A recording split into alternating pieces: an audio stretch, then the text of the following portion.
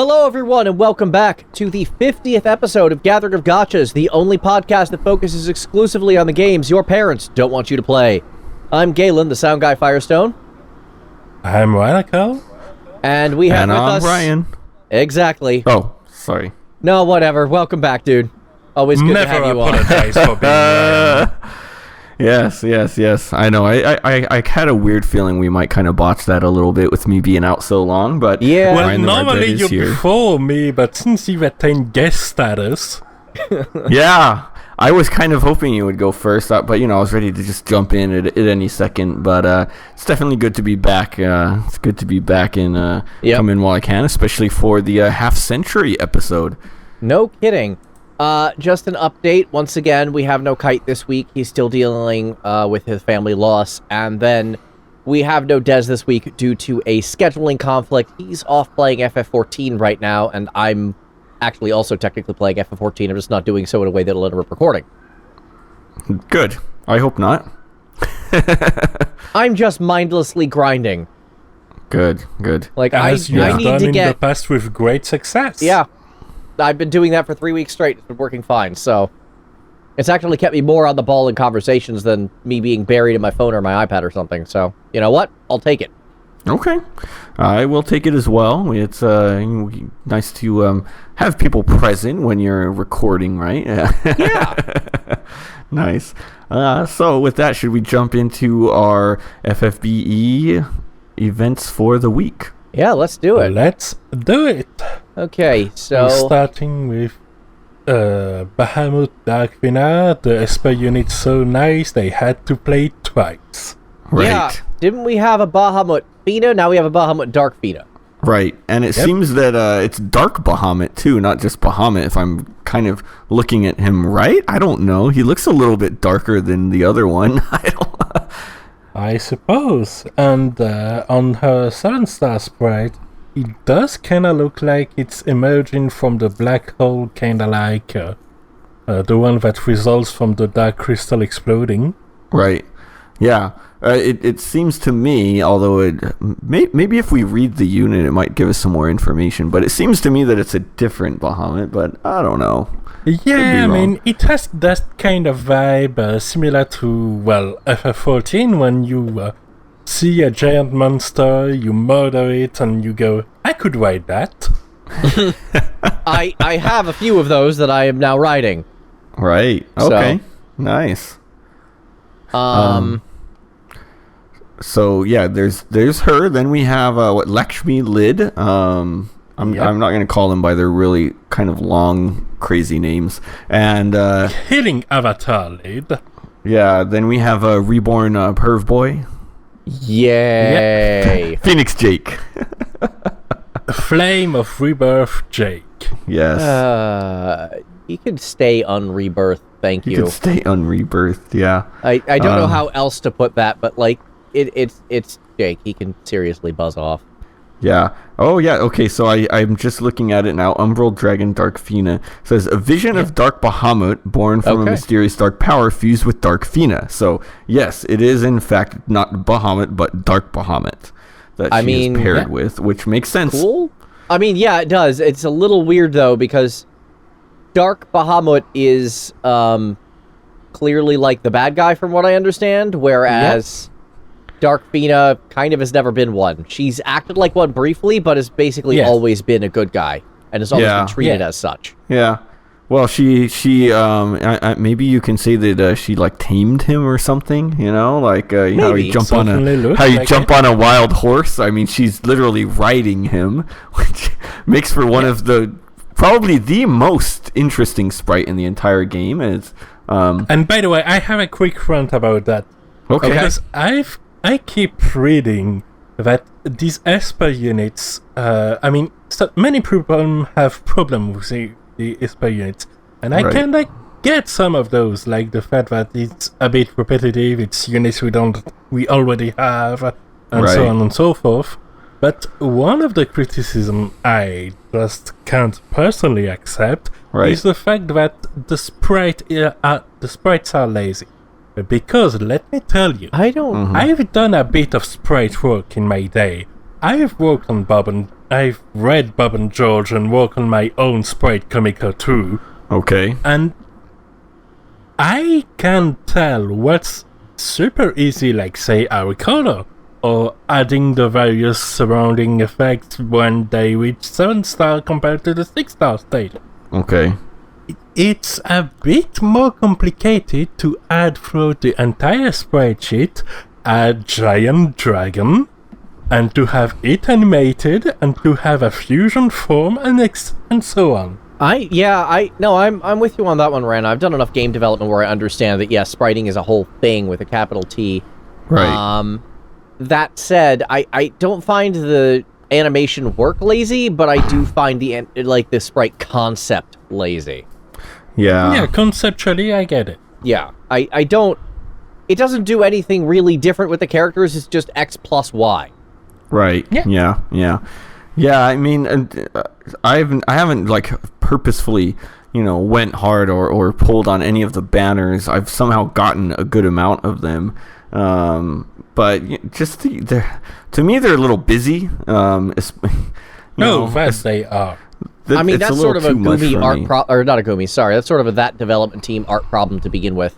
Like they had that problem big time on Brave Frontier. Their designs were just absolutely absurd. Yeah. But they do. Yeah, and this newest one definitely is like just kind of like it takes even when you're on the screen, like it takes up like 2. I think I can make a full team of these units also, so I can probably have a lot on the screen. Yeah, it's a lot. Now then, shall we talk about the units themselves? Sure. Yes. Okay, so Umbral Dragon Dark Fina.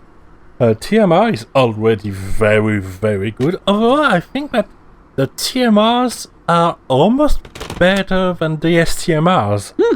Like this one, 50% magic and 50% dragon killer. Yeah, great. Right. Thank you. Put it in my veins. That's awesome. Yeah. But it really what are you supposed to say to that? No? Yeah. Yeah. As for the STMR, 180 magic whip with 50% true dual wield. It's great, except we had a version of that with like 4 less attack a couple of weeks ago on a free unit. Oops. Right. Yeah. Especially considering that it's a whip, which a lot of magic users can't even use. Usually, you're only going to put it on a Dark Fina. Yeah, considering the costs, it's like I. Also, it's like elemental when that matters. Yeah, which does have an interest because of the units that can self-imbue. Yeah, and this one muddies the water. Yeah, that is. So yeah, is that the better first? TMR? Is that the first version of? Because Summer Whip was technically all elements, right? Like. But no, it was no elements, all status effects with an attack that was all elements. There we go. I knew the all elements was in there somewhere. Right. Yeah, this would be the first elemental Empress Birch then, yeah? Pretty much, yeah. Mm-hmm. Interesting. Yeah. So, and I think they do that with a lot of these weapons, not all of them. But some of these Esper units, they really kind of go with what, at least either TMR or STMR usually has some kind of elemental involvement. Yeah, we'll see the exact inverse of that soon enough. But for now, let's focus on the dragon riding lady herself. Okay. Right. And let me guess, CWA Chainer. No, not just CWA Chainer, in fact. She actually gets some Bolting Strike. Yeah. And some Chaos Wave, period. Yeah, which most Chaos Wave Awakenings do have also Chaos Wave, but if given the choice. Well, yeah, they are starting to really phase it out, but maybe it's just a Dark Fina thing, huh? Yeah. And she basically has a one chaining move for wind, earth, and dark element of all of these 3 chaining families, and they buff each other. So you can have a setup turn when you go Chaos Wave Earth, Bolting Strike Earth, and Chaos Wave Awakened Earth to have more modifiers on your Chaos Wave Awakened Earth. later down the line. Yeah, it's kind of an interesting mechanic on that. I mean, it's not going to work with every team, but when given the opportunity, it could. Yeah, and she also has a lean for all of her 3 elements. She does have a lean and some more power towards the dark element, with a specific skill that just hits really, really hard. But that's LB Chris. Yes, Dark Mega Flare. Now, that was cool. Yes. And it turns out she also has some LB support because, while she isn't a CG unit, she has the same effect as CG units, where she can just buff her LB to have it available on turn 1. Now, correct me if I'm wrong, but Rain was a CG unit. I believe Laswell was as well. Right. Yeah. And they left Fina out. Wait, no, I don't think Laswell was one. Okay, so it was just Rain then. No, right. And if it Rain wasn't either. No, none of the Esper with ones. A later Rain. Yeah. None of the Espers. Are you sure Rain wasn't? Because I thought units. Rain was. No. There's so many Rains, it's no wonder we can get confused. Yeah, fair enough. There are way too many Rains. I'm like, wait, this doesn't sound like something I've heard. Okay, yeah. Okay. Yeah. Okay. Yeah, no, because at the same time, if it Rain released in GL, we had New Visions Rain, CG animation that was released in JP, I believe. Right. Yeah, I don't think any of the Esper ones got the CG, if I remember correctly. But she works like one. Definitely. And this means either she can use her 58 dark magic damage modifier, which unlocks some additional modifiers for most of her skills, and quad cast for 5 turns, plus some 120% resistant break for 4 turns on all of her elements, and an undispellable magic buff for 4 turns. Right. Wow. Yeah, she is ridiculously powerful. And that's not the best use of her LB, because the Dark Mega Flare, it's higher modifier and 50% ignore spirit. Right. Yeah, the Dark Mega Flare is really where you want to do it. It uses, for me, with a full limit burst, I was able to use it once. So you basically are going to want to just use that as your last one, because it has a finishing move in the move, right? Yeah. That final hit is a self-capping, yeah. Yeah, self-capping, there we go. Yeah, 6,200% modifier, one hit, damn. And it unmitigated 50%. So she also does have some utility, because 75% buff to wind, earth, light, and dark resistance is pretty nice. That is very nice. Is that to everybody? Yeah. Yeah, you can't really go wrong with that if you have to. I mean, you're going to... Maybe it's something you're going to do on turn 1 when you're kind of getting her ready to unleash. So it's not actually a bad idea. Yeah, and the utility on DPS you want to use anyway is great. Yeah. I'm always for a nice full toolkit.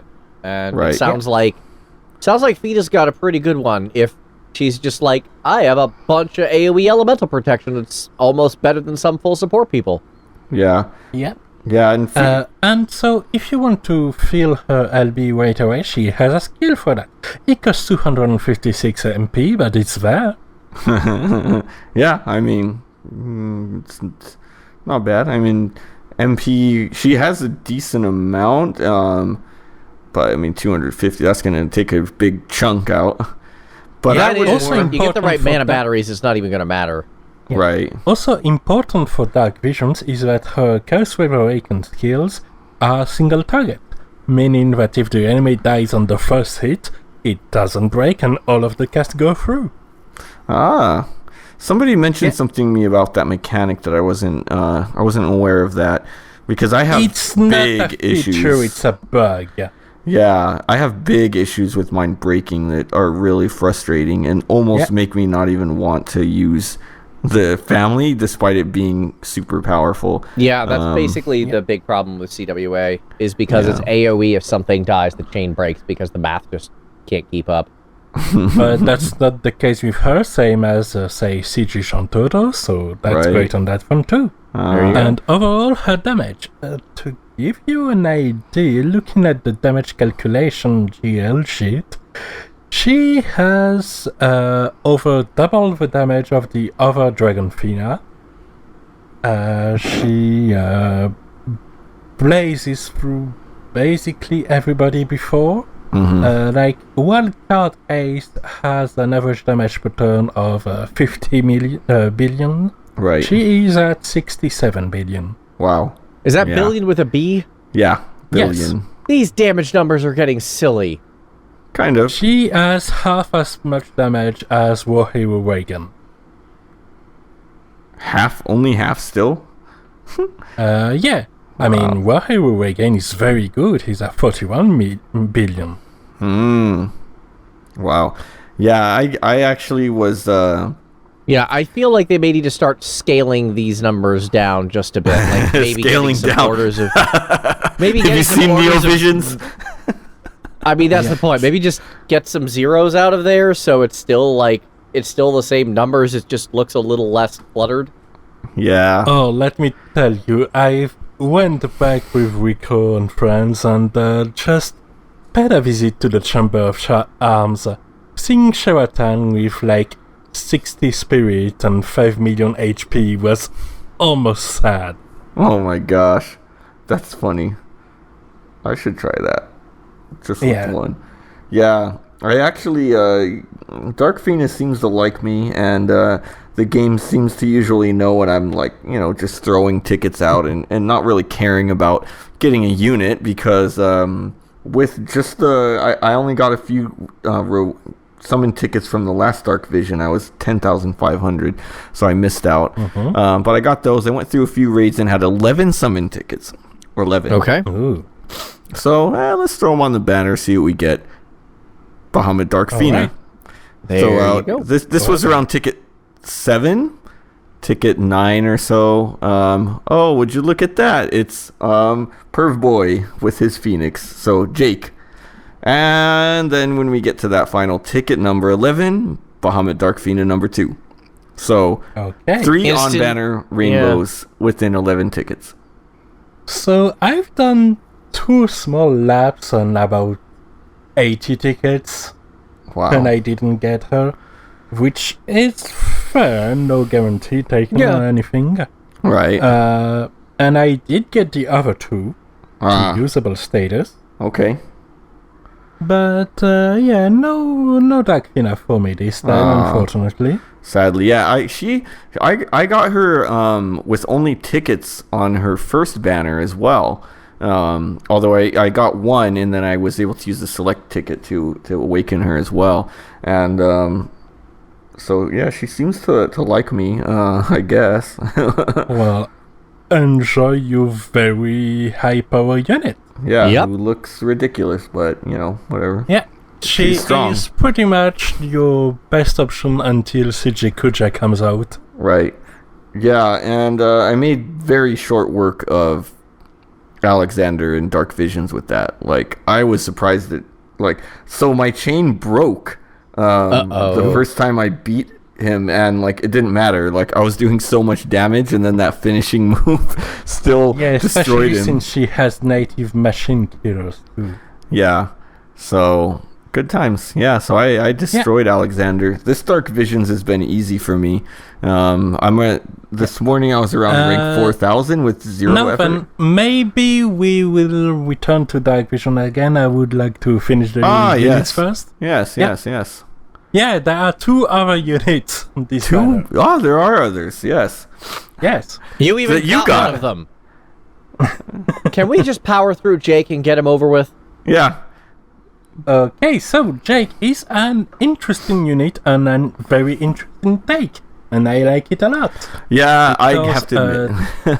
Yeah, they've taken the formula of the Regina style unit, with the 5 pentacast into a finisher, but they've really added some interesting twists to it. So first, there are native imbues in the skills you can pentacast. Right. So now he can imbue with fire, wind, or light. Mm-hmm.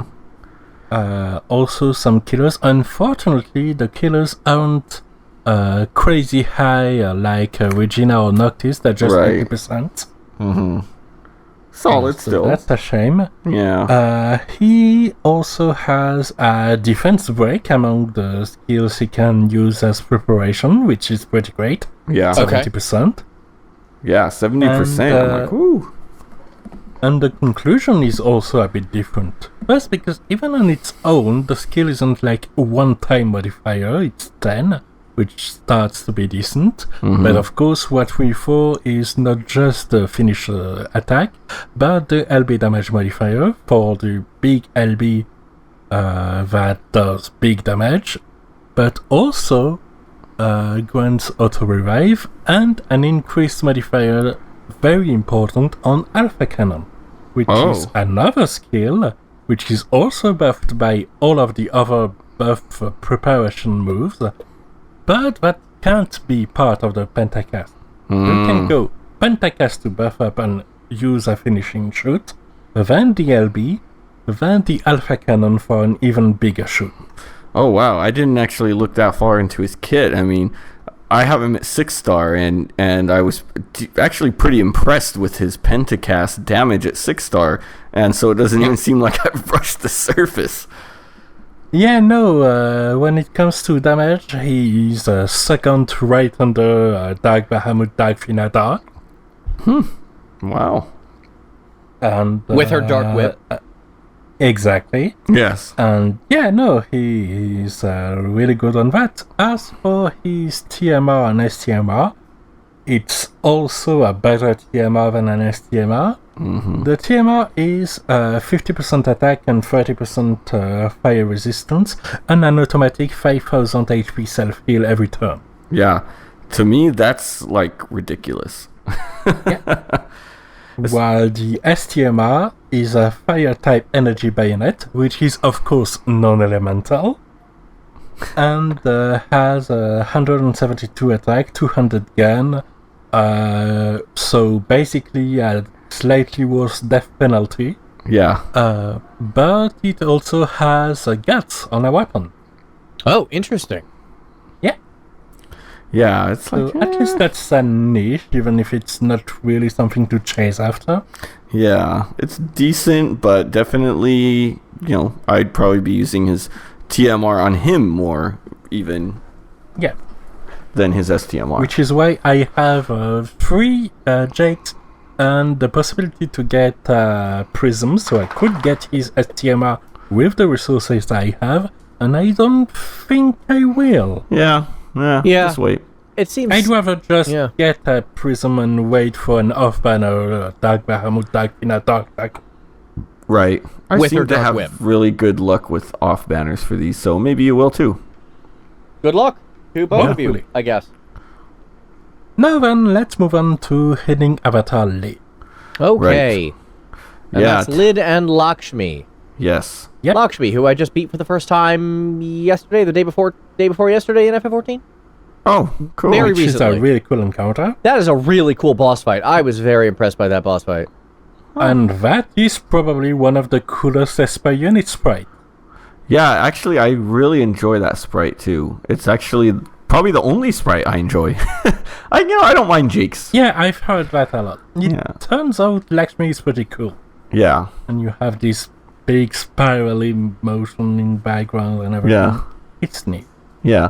Let's What's her kit? Because this is one where I did not really look into hers for some reason. start by her gear. Right. So, we have Lakshmi Synergy, which is a whole bundle of stats, 20% HP, 20% spirit, 30% attack, and the ability to counter at 30% chance physical and magical attacks with a full party Azuna. Oh. So, kind of like a Chow's old move. Kinda, yeah. Yeah. But you can put it on everyone, including your passive provoke tank, and then if you have status effect, no you don't. Yes. Okay, I can get behind that. Okay. Her STMR, meanwhile, is a 154 attack hammer with a high tide, and the ability to give 2 Lakshmi skills that she's the most valuable for, which is full party stop resistance and full party charm resistance. Yeah. Wow! Now that was cool. When I saw that, I was like, oh, that's... So that's literally just her, like, OG CG Lid hammer just improved to do cool utility stuff. Right. Exactly. That's, I think, Great. the way they should go to design support weapons, because oftentimes you don't really know to gear them, instead to accidentally make them more tanky than your tanks. Yeah.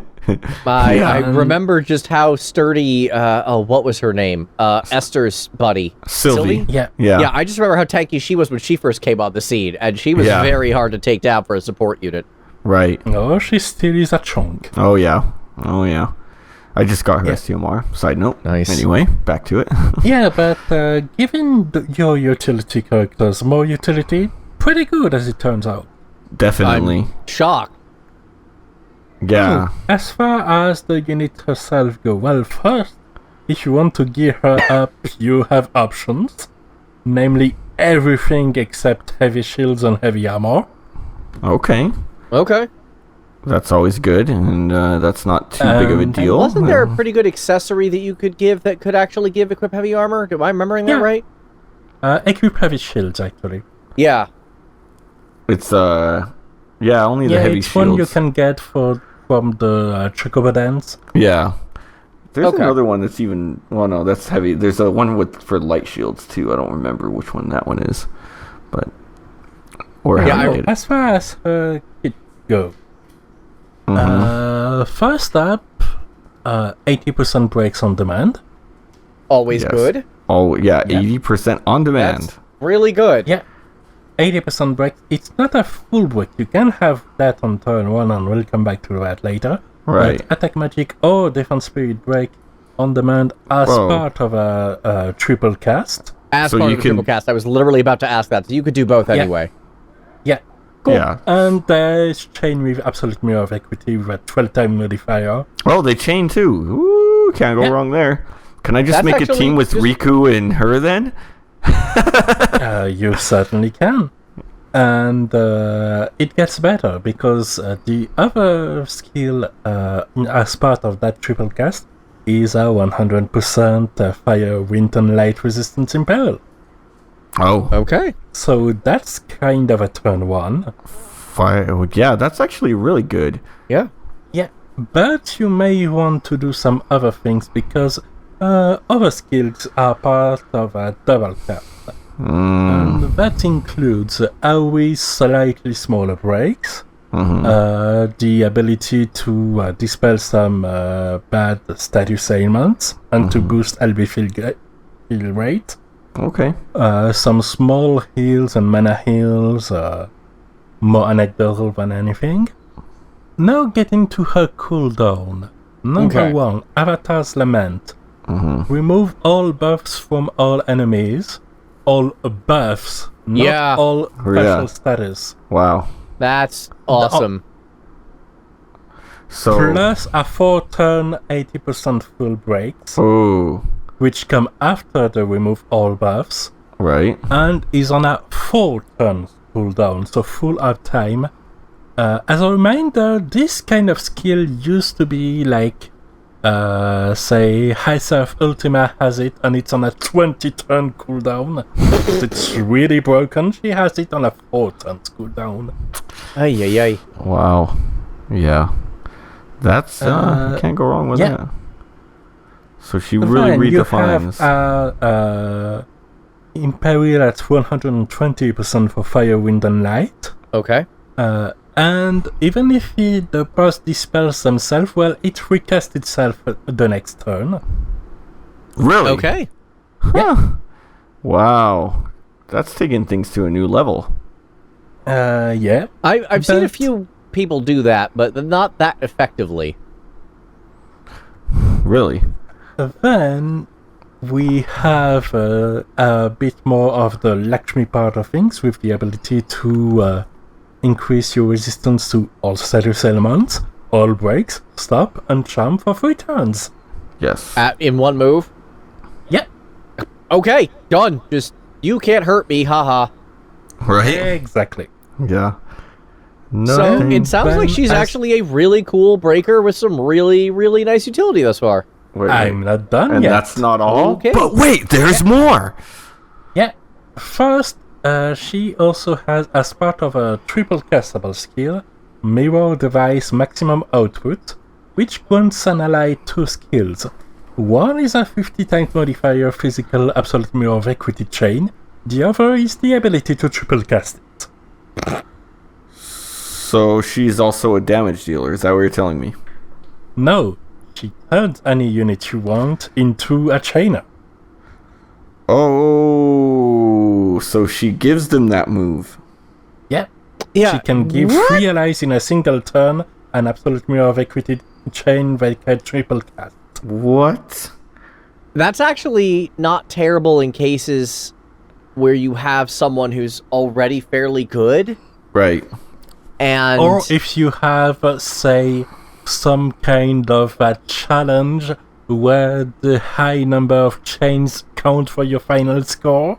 yeah. I wonder if there's an event like that we may Yeah, talk I about later. wonder. Yeah. And you can even chain up people that don't necessarily chain together, but you love using together. Oh, There so was someone Cloud and else- Noel can team up. Noel Christ or Oh. White Knight Noel? Noel Christ, Thank you. because he's already AMOE, and then you can throw Cloud in there and give him AMOE, and then they could be homies. Doesn't AC Cloud have? No, he has SR, Stardust Ray. Okay. That makes sense, actually. That's kind of the FF7 land. Yeah, I guess so. Cool. Oh, and finally, her LB, 30% charm, which is nice when it works but shouldn't be too often. Right. And 85% 3 times full breaks. Okay, 85%.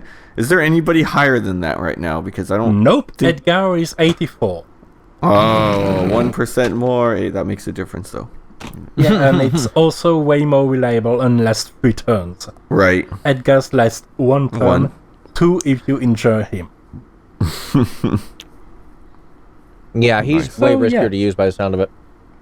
So yeah, she's right now our best breakers, and the only reason people aren't going hard after her is that Vine is on the horizon, Right. and Vine is a similar tier breaker with also the ability to have Mirage cast on your team for 3 turns in a row. Right. Okay. Wow. Well, there we go. These are some. This kind of sounds like it might be one of the better, if not the best, batch of Esper units. Yeah, it sounds that way. I feel like Reagan and Rain, that banner was also very, very solid, obviously, but this feels kind of Yeah. next level. Yeah, like Reagan did great damage at the time, and is still solid. Right. Laswell, I found out, has been surprisingly very, very good. Turns out, in a world where Mastermind Zone exists, having a 150% self-ice buff helps a lot. Okay. Yeah. That's a good point. I didn't think about that. I still don't use Zon the right way in Dark Visions. Yeah, but when you unlock his potential, he's so very fun. Yeah.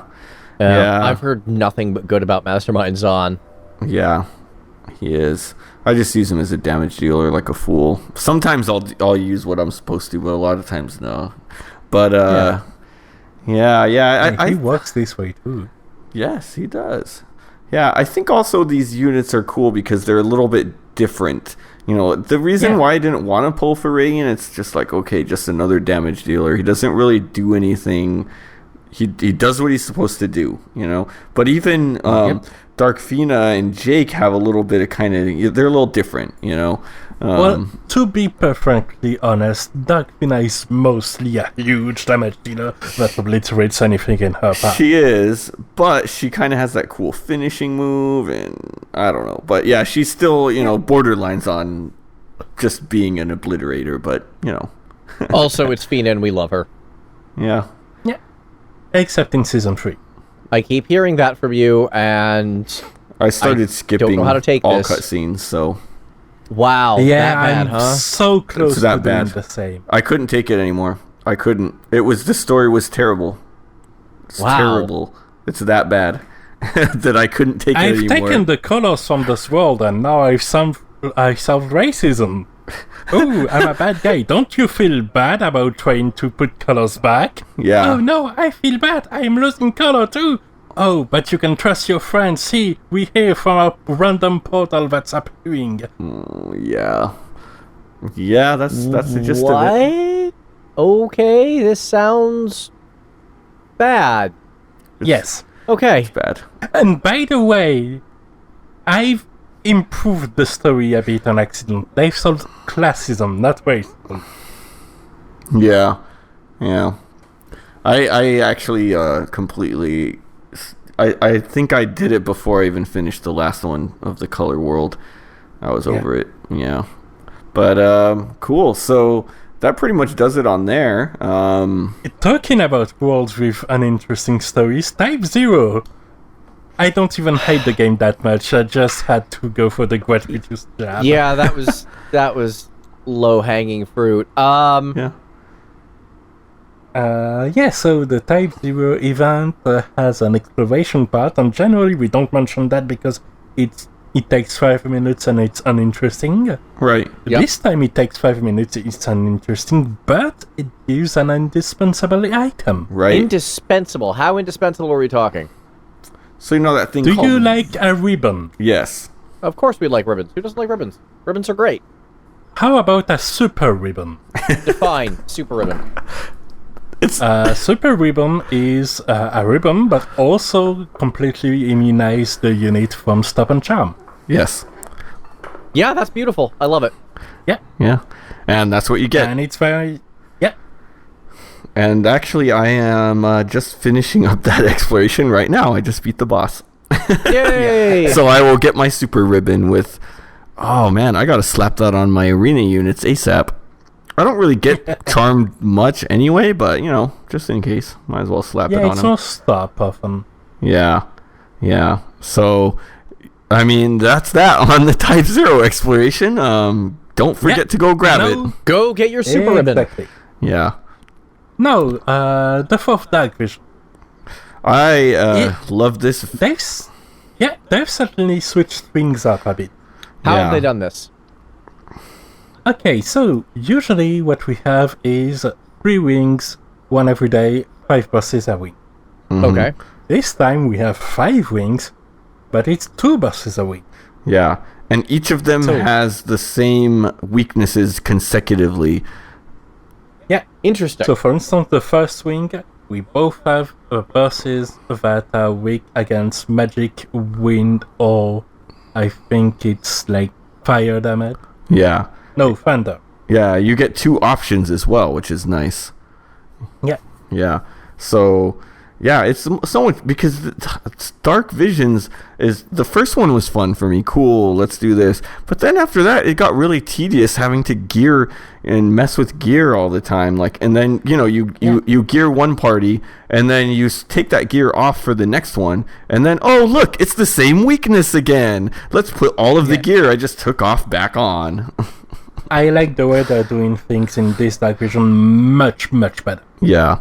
Yeah. And the option for 2 different weaknesses, and it makes sense because now all of these espers are the dual element ones, but it opens up your options for parties because sometimes you just don't have, let's say, water magic dealers, and too bad. Yeah, I don't have a good wind elemental damage dealer, but I can compensate with my Shantoto and my Lizard Valet that I actually finally used, because both are thunder close wave and chainer.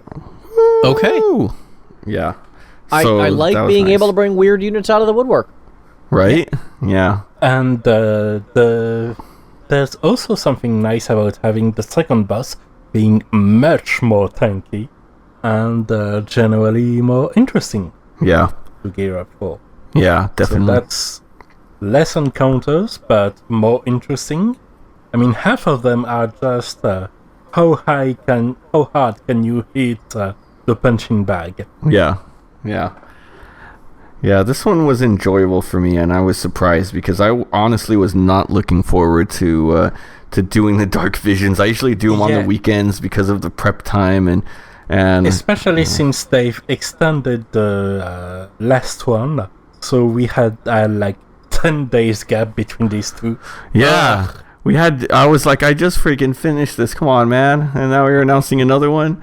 And also it's worth noting too, this one also comes with a Dark Bahamut raid. Which is cool. Interesting. Yeah, so it's not only the Dark Visions, which I think is also nice because it gives you something else to do other than, once you finish Dark Vision or when you don't want to do Dark Vision for right now, you have some other stuff to do. Yeah. Apparently a lot of people are owning this event too. Last night when I checked before today's came out, then there were 100 people ranked at rank 1 because they had done maximum damage. So it went rank 1 and then 101. Which can be done. It's not 100 cheaters. I've seen the videos. It is. Yeah. That's what a lot of people were doing. A couple people in my Twitter group had all done it, and they all did it legitimately. Yeah, it turns out if you have both Rem and Ace and then some, they're pretty good for the magic stages. Yeah. Sounds like. Yep. For me, I was tearing stuff up. My main teams this time for physical involved Cloud because the elements lined up. Okay. Ed and Tifa, Advent Children Tifa and Cloud, so I was glad. I'm always glad to bring them out. And then my shiny new Bahamut Dark Fina made some good appearances as well. There you go. Yeah, same. I think I'm going to have Jake go on a tear on that anime in particular. Nice. The one tough one for me was the Kokuryu. I only got a B rank on that one, so I might want to go back and try that again, but everything else pretty much melted. Yeah, I decided I'd go for a turn 2 strat. I underestimated how tanky it was and didn't kill it on turn 2. Ooh. But most of my damage dealer had gas, so I thought, you know what? I'm going to reclear that if I have the occasion. Now I'm just going to fire the chains again with the survivors and the LB. It's just Kimeru that died, really. Yeah. On Alexander today, I actually had to, on my prep turn, because I want to power everything up, I had to make sure that I fired off everybody one by one, because I killed her turn 1, just with like a one move each. I was like, oh, okay then.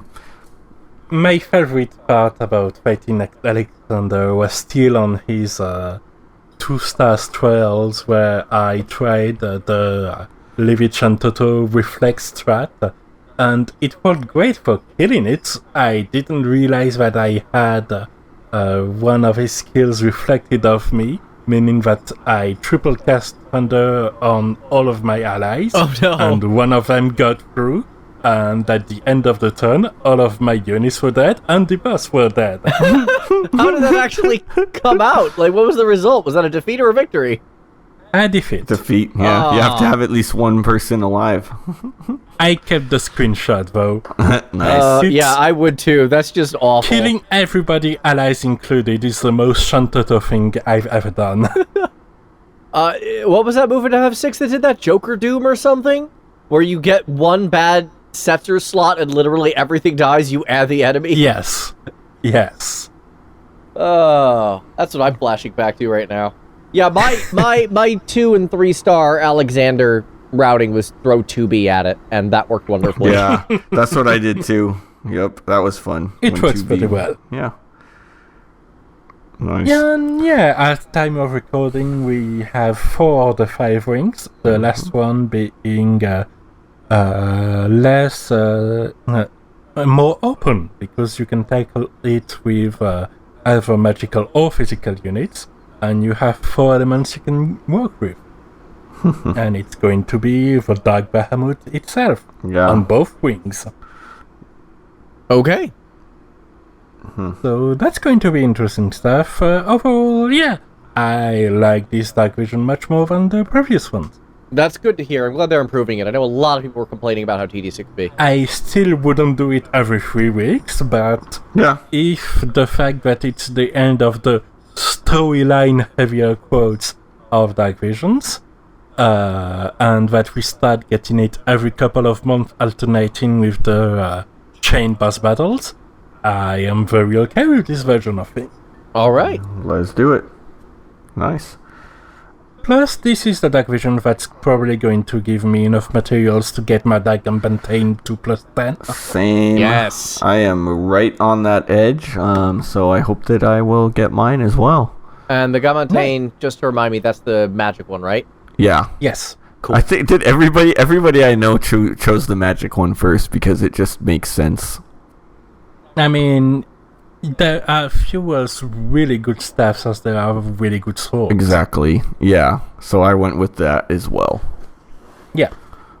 Cool. And I think it's a solid choice. Now then, as a last bit of news, we've had a bit of a present. Okay. We had directly in our mailboxes a present from the producer as part of the anniversary event, and to maybe spice things up a bit. Right. Yeah. And that was quite significant because there were things like LB parts, I think, and 2 5-star EX tickets, which is pretty nice. That's always nice. Yeah. And also free Omniprism for everyone. Free Omniprism for everybody.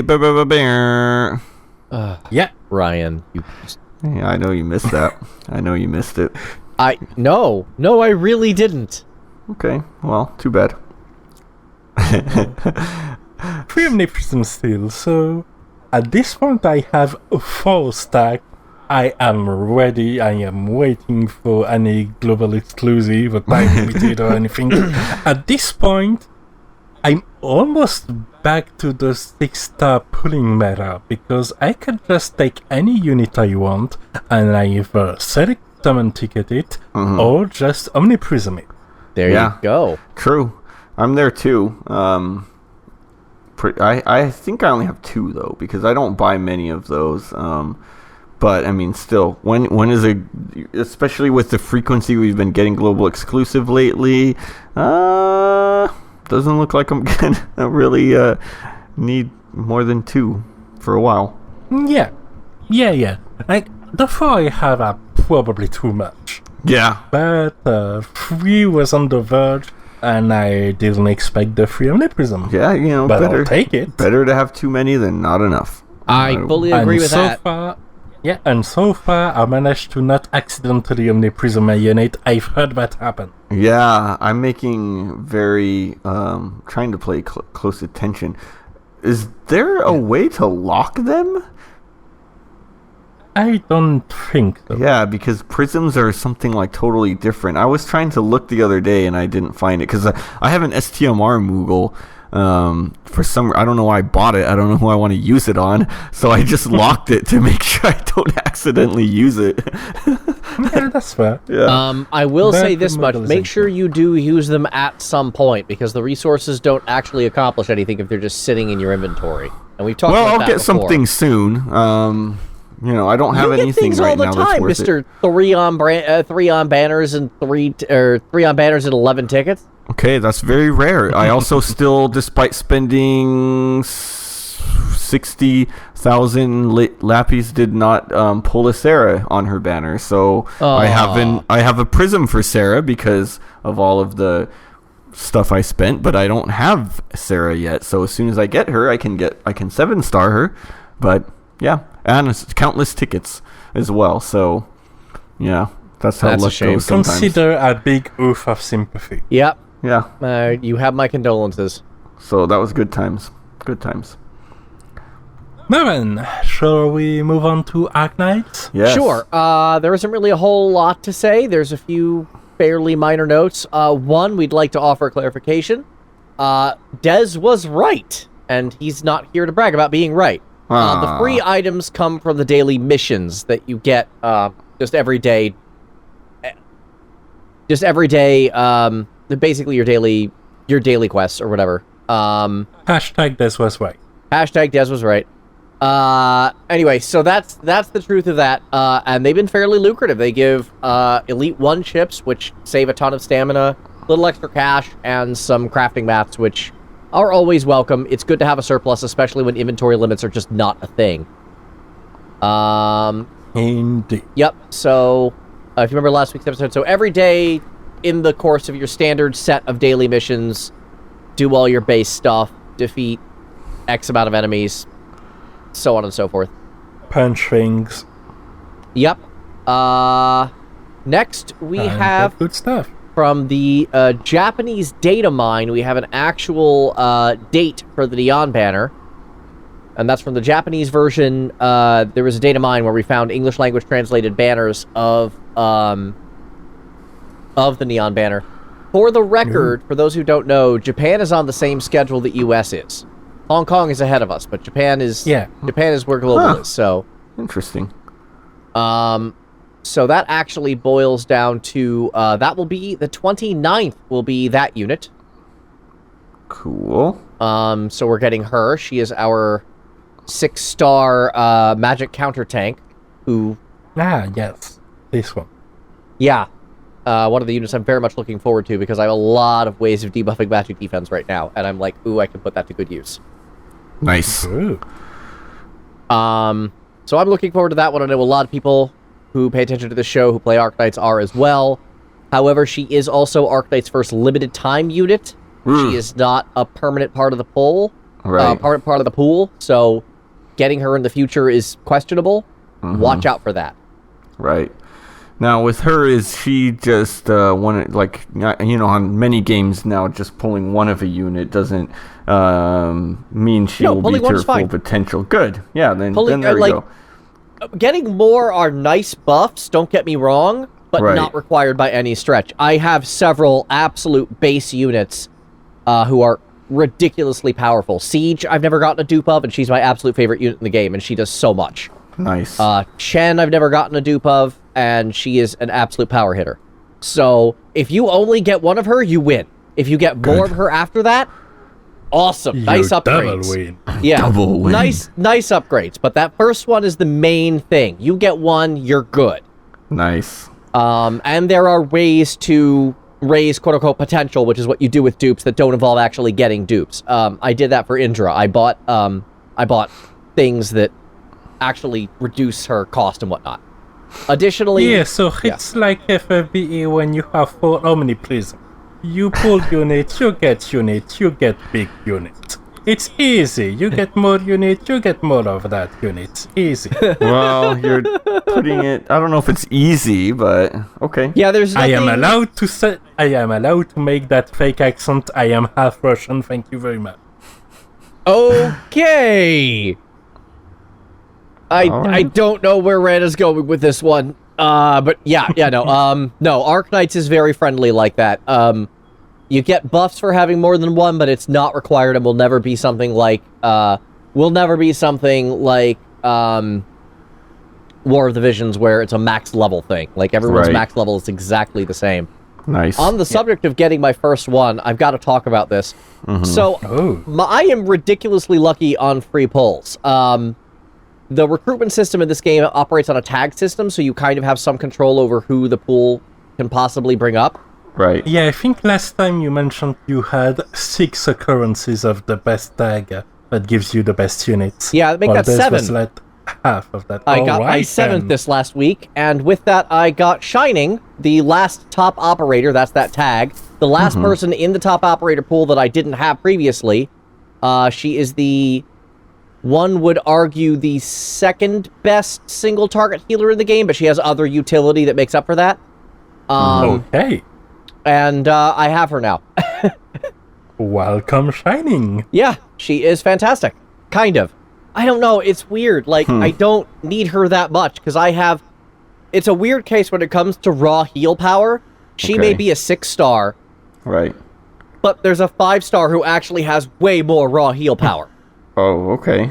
And it also sounds like a situation where you're more short on upgrade materials to get your units to Elite 2 than on actual units. Oh, yeah, no, materials are a thing in this game.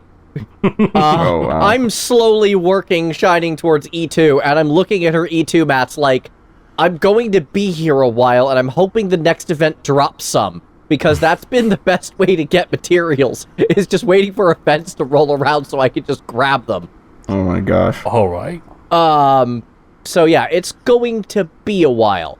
That said, I feel like that while is going to be fairly worth it, even if I feel overall she's maybe the third best healer in the game grand total. Though she has other things she can do, like actually increase people in her range's defense, so she has more of a mitigation thing going on. She's extremely good.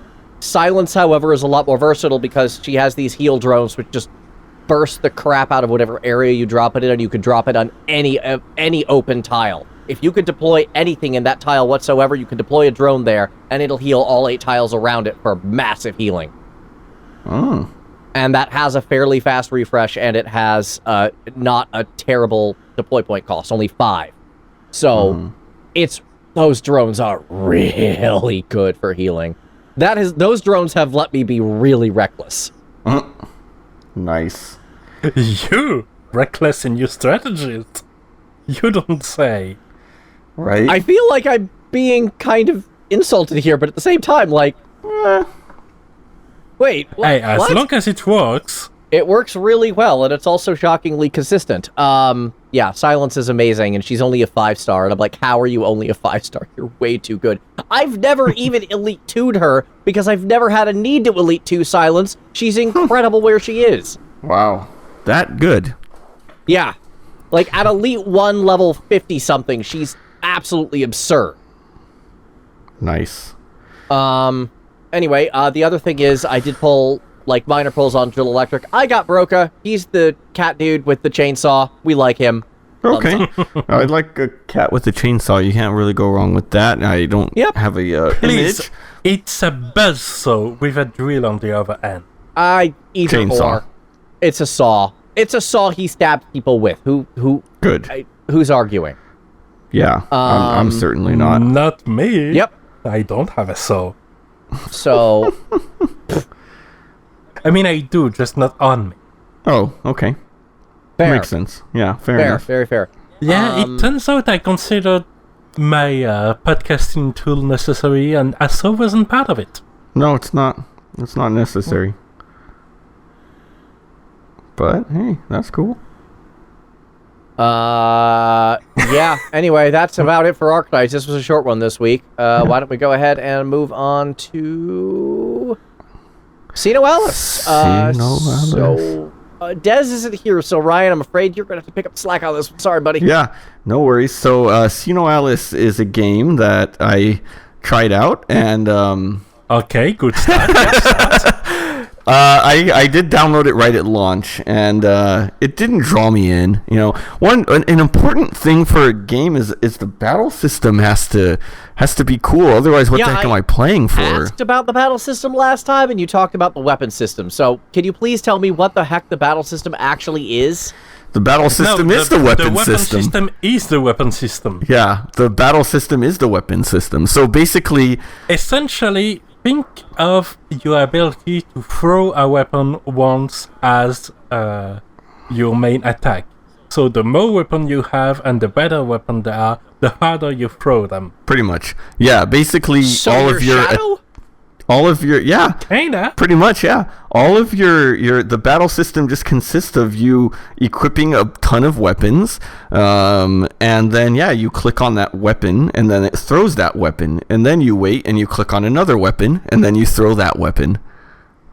And then when you run out of weapons to throw, then you click a button so that you recharge, which costs some skill points, and then you can throw all your weapons again. You push the, oh no, all my weapons are on the floor, let me pick them up real quick button. Pretty much. Sounds really, really boring. It's terrible. Yes. It's probably, I think it's the worst battle system of any gacha I've played so far. Wow, that is not surprising in the least, because this is a Taro Yoko game, and he seriously needs Platinum's help to make a good combat system in any game he's ever done. But still, like, wow! Like, I think I'm having more fun looking at the summon animations. Yeah. And I'm generally not on that point, but seeing the two dolls say, no, that's not enough rares when the books fall on the ground, and just punch another doll to death until a shinier book appears. Yeah. It's actually pretty entertaining. That is. Yeah, okay. The concept of the game is interesting. It doesn't quite live up to it. Even the story is just meh. But it really, this game will be done in by its terrible battle system. I will just say that for sure. That is painful to hear. For the record, I too downloaded it the day it released, and then I immediately uninstalled it before I even launched the program. Largely because I've heard bad things about the monetization. I've been over this before. I have my problems with this genre. Right. Wow, so that combat system sounds pretty disgustingly bad, which is... Yeah. That's why I really haven't kept up with the game. Yeah. Yeah, it's really boring. I mean, so the one thing, if we want to add, because somebody might come in and say it's a little more complicated than we're saying. So the weapons do have elements, and the enemies have elements. So it's what? I Gacha where your weapons / characters and enemies have elements. Next, you're going to say they have a triangle where one element is effective against the other and weak against the third. That is correct. Yes. Yes, so that's what it is, and so you want to use your weapons against it. Now, and as far as I'm getting in the battles, it's not very responsive to me choosing what enemy I attack. So when I want to choose this, and maybe I just haven't figured out how to do it right or something, but I'm trying to choose the enemy weak to one weapon, and then it'll hit them, and then the next one I will try to do the same element, and now it hits the one who is resistant against it. So I don't know what the heck is going on with that. Because you haven't noticed the proper targeting option. I haven't. It's called auto battle. Auto. Yeah. Okay. Yeah. You almost made me spit out my coffee with that one. No wonder. I did. I was doing some auto battling today. Yeah. So this is a game where it only has its legs are going to be getting cool banners that make me want to just collect. I'll be a collector in this game at most. For instance, a collaboration with another popular Yokotaro developed game. Yeah, Nier Automata. So the good one. Yeah. I say the good one, knowing full well the games are good by completely different standards. But Automata stands as one of only two of his games that are actually fun to play. Yes. And I still say that despite its flaws, Drakengard 3 was also fun to play, but that's I know, kind of a mixed game, a mixed bag amongst audiences. I enjoyed actually playing that one. But. It's a mixed bag among myself, and I love that game for other reasons. Oh yeah, the story is wonderful. It just feels wonderful. The music is great. It is the greatest comedy game of all time. It really is. It really is. Anyway, yes. First things first, free to be for everyone. Yay! So can't go wrong there. Yeah, free to be. So that's a plus. I got her. Yeah, she's my background. Free to be as a breaker. Right. To be more precise. They really like putting her in that role. I assume breaker means the same thing we think it means. Yes. It means hitting things hard. Oh, okay. I'm used to her as a breaker in FFBE, where she was actually a very, very good breaker for a very long time. Yeah, no, it means I will trample you and break your bones. Cool. In that one. Easy enough. Yeah. And then we have other units currently. The way they've done things is that they have all of the new units for the events available, but they have a highlight banner for only half of them now, and the others are off banners and will be the focus of next week's banner, if I understand correctly. I was not meaning getting that right now the alternative class for 2B and 9S are on the banner, but only at a very low % rate as essentially off banners. And right now we have A2 and Emil. Emil of all units, Emil. Yes. I'm surprised Emil's in this banner and not original Nier. But I got 2 of him on the same pool. Right. Wow. So that was nice. And another SR. So that's a really that was a good very pull. lucky pull for a game I don't actually play. Yeah. And Emil is cute. Now, and when I just... he deserves happiness. Yeah. Now, when I'm looking Boy, he's in the wrong series for that. Yeah. You can say that again. For now you pull from the grimoire, right? And you can only pull weapons. And when you pull, as far as I'm understanding, if you pull a specific weapon, it comes with the character. It comes with the character class. Yeah. So I did. Then that's how I got it, because I got Emil, and I thought I just got him because I pulled his weird S head, which is not a very hard no, pull. the head is an S tier weapon, not an SR. And the cleric class is unlocked with an SR weapon. Oh, okay. So I guess Okay, so how does that work? Do you just... Okay, so you get a free 2B character class for everybody. Do you still theoretically have the characters in heavy quotes, even if you never get their classes? No. Okay. You need to have one class of that character to have that character at all. Yeah. Got it. In a way, the class itself is the character. Yes. Mm-hmm. The only difference is that there is some... well, if you have 2 classes of the same characters, there are buffs that cross-pollinate in its sense. How do I see what it's called? I think this is the staff right here. I can't even see the name details. Let's see. I don't know. I think this is the staff that I got. So I must have got the staff to get Emil, but I don't have A2 yet. Yeah. So that's cool. I'll take it. Yeah, same. Didn't get A2. Yeah. But, I mean, for all we're saying about the combat systems and the game's flaws, any game when you can kill enemies by throwing Emil's head repeatedly can't be all that bad. I mean, I guess so, yeah. It's an interesting game, to say the least. It's kind of weird because it's like... it like borders on loving and hating fan service, is what I'm getting from it. Oh, yeah, no, that's very on brand for Taro Yoko. Yeah. Yeah. Yeah, no, like, for all of its weirdness, it's perfectly on brand. Oh, yeah. From the way everything the main I have system heard is sounds bad. very Taro Yoko. Yeah. Mm-hmm. Yeah, definitely. Yeah, like some of the there's cutscenes. no doubt he had an involvement in it, and a heavy one. Yeah. Yeah. It's weird. Yeah, I mean, some of the story is just, meh. I need to go find my author, so I want to kill a bunch of people. And then the cutscenes involve just, like, rectangular shots at the person's cleavage. I'm like, what? Why? Yeah. Why? Yeah, it's more mood pieces than a real story. Yeah. Yeah, that sounds about right. I just remember this one interview that he said where some executive told him he needs to put girls in a swimsuit to sell well, and his response was to put Cinderella into a full-body diving suit. Yeah. Yeah. I saw that. That was hilarious. And I'm just like, yeah, that sounds like the sort of low-key spite he is very, very good at.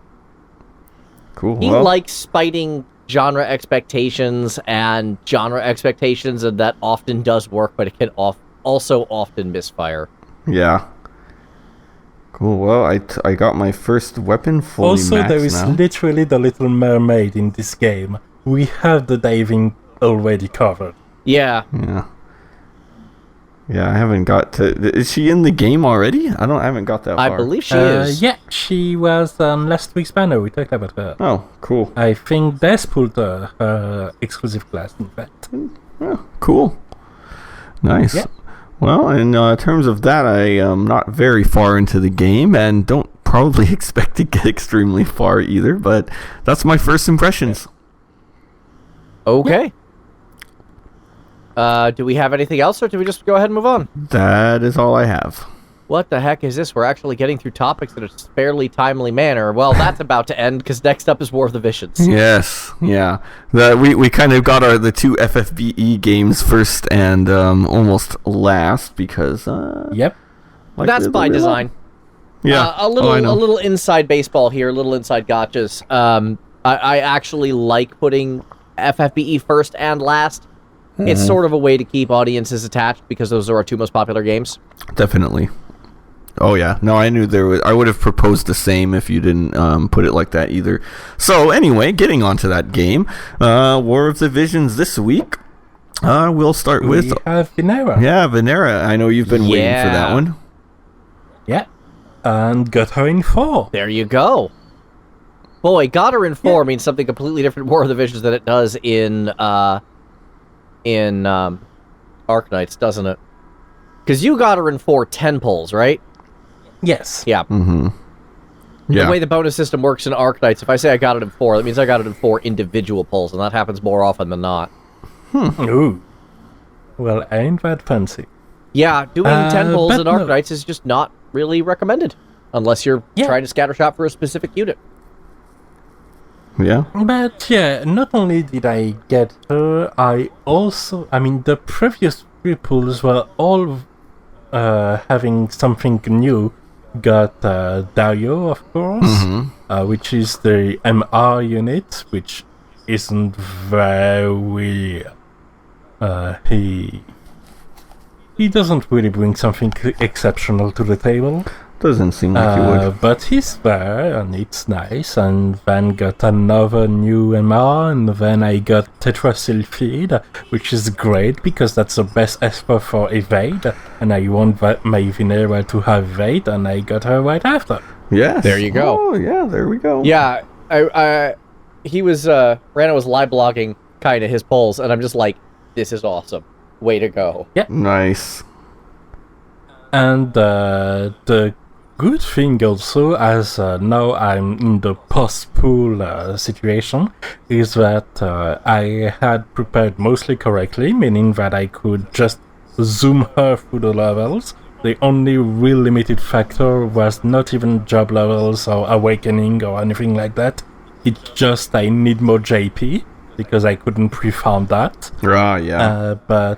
But aside from that, she's already pretty good to go, and in fact in my guild battle team. There you have it. Because right now we have a new guild battle map, which provides a stat buff to units that are Dark Elemental. Yes, that's very good. So I have her and Shiza ready to run ahead of the much slower Orlando, and half of the time die. Oh no! But when they do manage to dodge things, it's great. Yes. Yeah. Oh, ye old RNG. Mm-hmm. Yeah. Especially since right now the things I'm farming the most is one of the items that came with the Vinera event. So it's the way they do story events, namely that you have 10 story stages with a mission to clear them, that mostly provides shards and materials for both the main star of the banner, here Vinera, and the secondary unit. Or is it or maybe the free unit, or maybe both. So basically, further for the MR units. Right. And a story here with what happened between the point where Vinera decided to betray her homeland and the point where she was outside of the castle, safe and burying the dead Dario. Yep. Yeah, that was pretty cool. Yeah.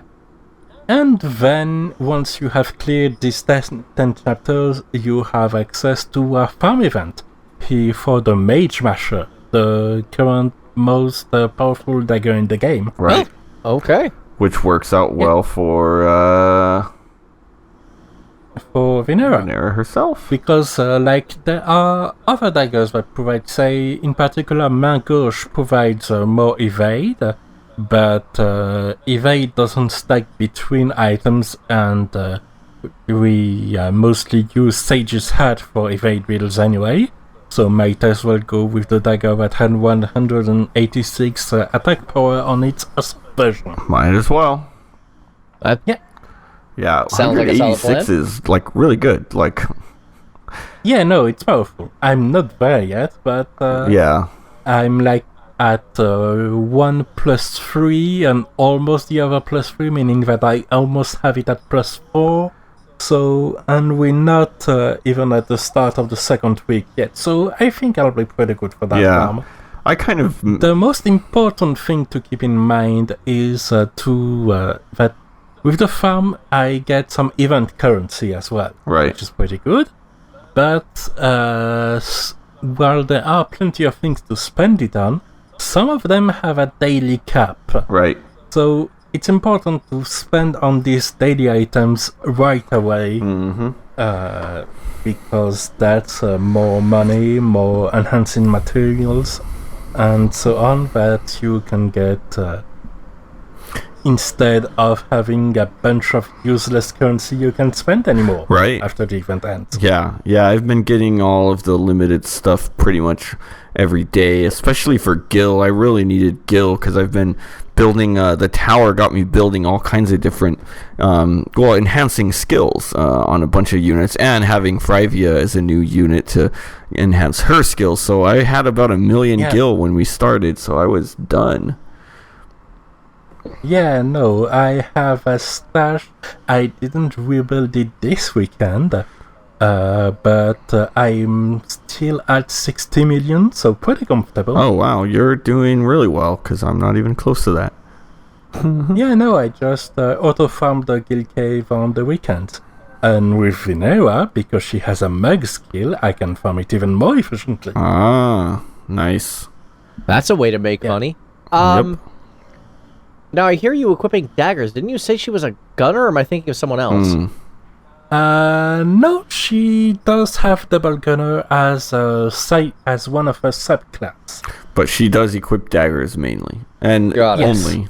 You always equip the weapons of your main class. Right. I wish you could but, equip subclass weapons too, because that'd be nice. Yeah. But she is an assassin, the first one in the game, and also a thief and a double gunner. Yes. Okay. Yeah. So she is Dark Elemental, with an LB skill that it's for a free chain and has a poison chance. Oh dear, does there's set that up the chain tone. word again. Yeah. But that does mean that she relies on inflicting status effects, and as such is probably better off with her faith high rather than low. Right. Which... But to be fair, most units don't really have much interest to have a low faith, because at this point the only units that are good in dealing magical damage are like Rain and Fairia, which are alright but not the best at it, and Mediana, which has a one-trick pony pretty much. Yeah. Soon we'll get more problems with that with an interesting unit that I've looked up. As it turns out, Staffcaster, which will be this unit's new class, is a melee mage. Interesting. Oh, what mage? A melee mage? Yeah, it just hits you with the staff. Okay, cool. When in doubt, cast Bonk. Yeah. Exactly. Okay. I approve of Bonk. Yeah. Yeah, no, that looks pretty cool. But for now, we are still in the stab meta. Right. Yeah. Stab meta. I'm a fan of stab meta myself. Yeah. Always more of a melee guy. Yeah. So she has passes for raising her evasion, counters for raising her evasion, and actives for raising her evasion. Okay. She has the ability to inflict things such as defense down, and doom, and paralysis, and I'm probably missing some. Yep, there's poison. She has two mugs, one as an assassin, one as a thief. Which, why not? So you can steal what you steal. I don't really understand that. There's blind and there's confusion too. Ah, yes. Okay. And yeah, that's a nice selection of a variety of ways to stab. Oh, there's stun. Oh yeah, lots of status effects and good damage, and some piercing damage by virtue of having the same double gunner skills Lucia has. So the way she's great is not just as an evade tank unit, because if she was just standing there or not getting hit, that's nice, but you have to dish it out back. Right. But she also has some utility as a tank killer. Not only because she can stab and pierce armor, but also because she is Dark Elemental with some Light Eater. Right now, the best tank in the game is still Engelbert, which is Light Elemental. And next week we will be getting Warrior of Light, which is Light Elemental as well. Shocking that the Warrior of Light is Light Elemental. Be really interesting if he was Thunder Elemental or something. Right? I know, right? There is a little bit of a global exclusive change, though, which dear. Raised some eyebrows. And yes, because it's 12th Division, it's not necessarily a good change. Yeah. But it's one we've already had on a previous, not even a unit, an esper, but didn't notice it at the time. But as it turns out, Lamian Naga, and now Vinera's TMR, had a male unit killer. And in global, they have been replaced with elemental killers. Huh.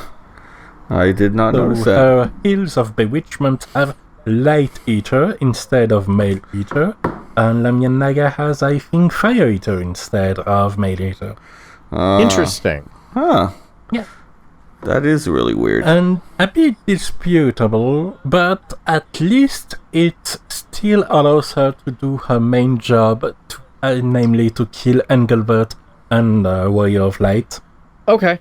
Well. Yeah, I mean, cool. And it allows her, and it still lets her murder Ramza like there's no tomorrow, because he has a taunting skill but isn't really having the tank armor to back it up. So she just one-shot him. That's true.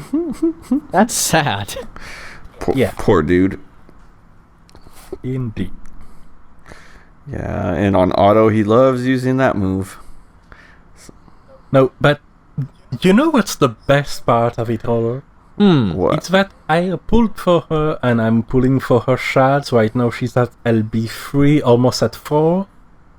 But even if I don't get all of her shards when the event ends, I will still be able to farm for her shards, and I will get her at LB5 without waiting for an event to return.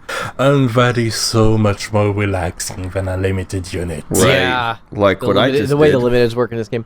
Actually, that brings up a question about limit breaks, if you don't mind. Mm-hmm. So, Yes. it seems like limit breaks require dupes, effectively speaking, yes?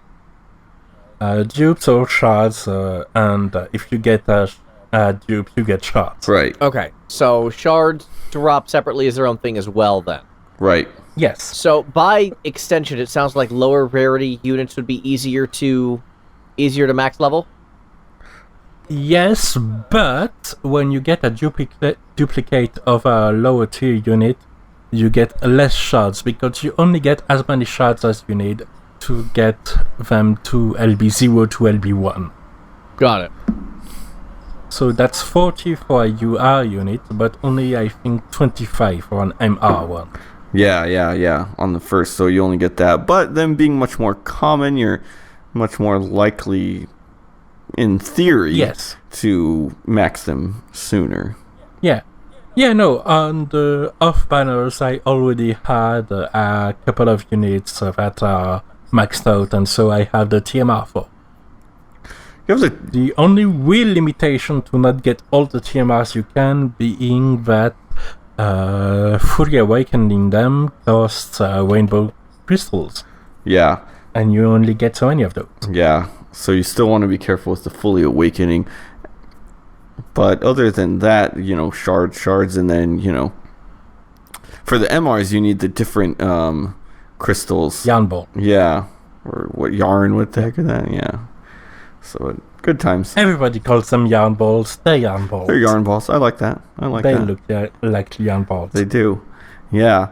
But, so there is another limited unit coming, though, which you kind of alluded to. Yes, and we can talk about that already, because we have a special type of shop offer, which is the Warrior of Light hype packs. Yes. Oh boy. They're already hyping him up. Because they haven't even announced him officially, but we know he's coming, and they know we know he's coming, so they're selling us on training materials before the unit is out. Yeah. I think today they actually did finally put it in game that he's coming the 29th. Right. But yeah, that I thought that was pretty funny how they... Shout out to Arknights and War of the Visions getting fancy limited units the same day. Oh, yeah. Yeah. So we have, I mean, it is kind of weird because they announced it way earlier. He's not till, it's not this Wednesday, it's next Wednesday when he's coming out. Usually you'll get an announcement on the Monday, and then Wednesday, 2 days later, the unit will be released. So it's kind of, they're really hyping him. Yeah. Yeah, and the hype packs are, well, there's 2 of them, and they're essentially better versions of generic deal. Right. Like, we have the normal pack, which gives you 1,500 paid visual, but now on top of the yarn balls and rainbow fragments also has some light elemental awakening materials. Okay. And we also have the $1 bundle, which normally provides 60 paid visio, which is just enough to get one of the daily paid purchase tracker up. And normally it also has 3 large stamina pots. This one has 5 and a million gil. Yeah, which tempts me to buy these, but I'm trying to take a break even from spending $1. I got the daily $1 purchase to have extra shards on Vinera. It's $1. Yeah, it's $1. Yeah, it's $5 total. Yeah, that's what I had done. If you can get a lot of value for $5 in a gacha game, that's almost always worth it. Yeah. Yeah. I could use that million gil still, because I'm still low on gil. We are still on Sunday. You can still auto-farm the Gil Cave for the next 3 hours and a half. Yeah, I would also like to say, I would also like to say, Ryan, that if you feel bad about being low on gil, never play Arknights. I don't think I've ever had a surplus of LMD in that game. Not for a second. Oh, man. That game is cash-strapped. Wow. Yeah. Yeah, no, but... well, I made the weird decision of... I did the regular one to farm the dude's shards, and so I just got him to max limit burst, and now I'm going to go and barely start doing the recipe one. So I don't know what I was thinking. I think I probably should have just started farming it and used the currency to get his shards, but whatever. Too late now. I still have a week and a little more. Oh, I still have to come back and do the weeklies for the missions. Oh, I did those too. I just have been full ham on the Mage Masher. Yeah. Because I know from Lucia's event how much you have to farm to get something good. Yeah, that's true. And it's pretty ridiculous. Yeah. I mean, that seems like that'd be something good for a real completionist sort like me, is to have a collection of the maxed out weapons. Oh, yeah. No, I usually get the +3s is usually where I finish. And I mean, it's a nice middle ground. Yeah. And I basically leave my game farming all day while I'm at work on auto too. Oh, yeah. So to not be able to finish is pretty, I mean, I don't know how people do it. I mean, you just leave it on when you go to sleep too, or what? Yeah, probably. Apparently. Yeah. And and in that respect, because of the way the auto works, it's pretty much one of the only games where I don't actually have an enormous hoard of stamina potions. Yeah. Because I actually use them pretty much every day. I use mine like as much as I need, and I still have a crap load. I have 200 of the 100 refills, I have at least 100 of the other ones. Well then. Yeah, I guess I'm a casual. I have like 70 of the small ones and 3 of the large ones at the moment. Although I'm starting to replenish my skip tickets, which I had 0 as of last Sunday. I'm up to 60 again. Yeah, but like Excellion in the chat says, the problem with the auto farm is that his or her their phone overheats. Yeah. And mine certainly does too. Yeah, mine I noticed it was starting to on my old one sometimes during hot days in my place, but now I have a new phone, so I'm good. Which is why they've announced already that in one of the future quality of life update they're going to add a mode that essentially lets the auto farm happen in the background in real time, but puts the phone on energy saving mode. Yeah, that would probably be great. Mine, what I love about this new phone, and there's some good and bad things that I don't like, is it actually automatically goes into energy saving mode when I am farming. I noticed it just detects it or something, so that's pretty cool. So it goes into battery saver, and I don't have to worry about overheating on this one. Yeah, which is certainly nice. Yeah.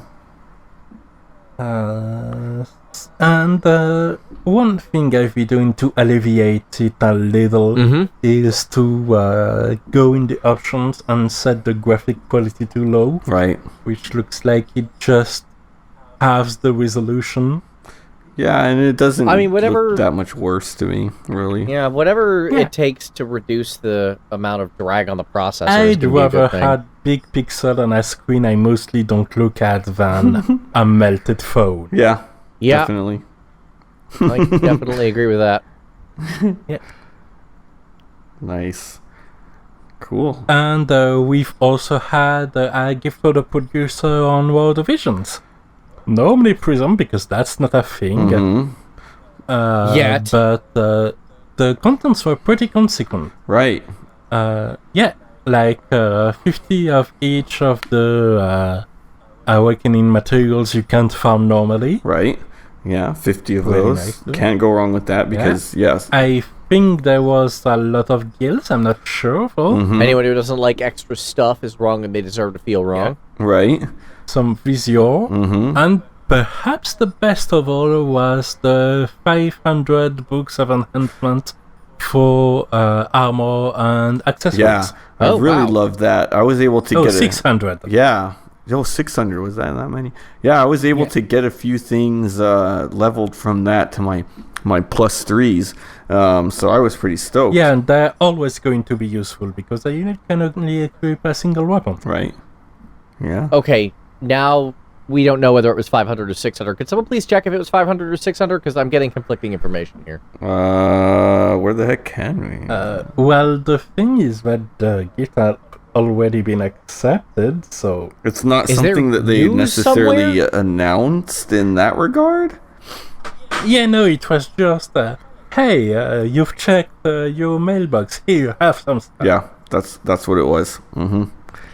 It didn't. You didn't know what we were. I think they did make a social media announcement that something was being given, but they did not tell you what it was. So, point being, it was a lot of good materials, but are never going to really go to waste. Right. Yeah. I mean, that's always nice when you get a bunch of stuff you can actually use for no good reason. Like, yeah. That's kind of, again, comparing it to the obvious, it's kind of what's going on in Arknights right now. Like, nothing they're giving us is critical, but I'm certainly grateful for it because it's like 3 enhancement chips and crafting mats. Like, sure, save me a ton of stamina and headache. I love it. Yeah, I love that. Can't go wrong. Yeah, and the Visiori gave me a nice little boost because after Frivia, I had like Brian. Visior. Visior, like metal. Why can't it? Oh, it's ore like metal. Visiori. It sounds cool like that. But no, it doesn't. It does. I don't know. Visior. There you go. Visior. Yeah. That sounds kind of cool. Vision or Visior. Yeah. Or Vizier, Ah, that actually makes sense. Vision Ore, because You didn't make the connection. No, I didn't. It's ore that you use to summon visions. Okay. Yes. That makes sense. Yeah. Okay. Yes, it does. You were pronouncing it all weird the last 2 days, and I'm just like, I don't want to correct him. Don't make me correct him. Don't make me correct him. Okay, I can't take it anymore. Should have corrected We're going. me. It would have been nice to not say it on. But my weird pronunciation's part of my You thing. told me to stop correcting you on stuff. Half jokingly and with a mad cackle that hurt my ears, literally, but, I was definitely joking. Okay.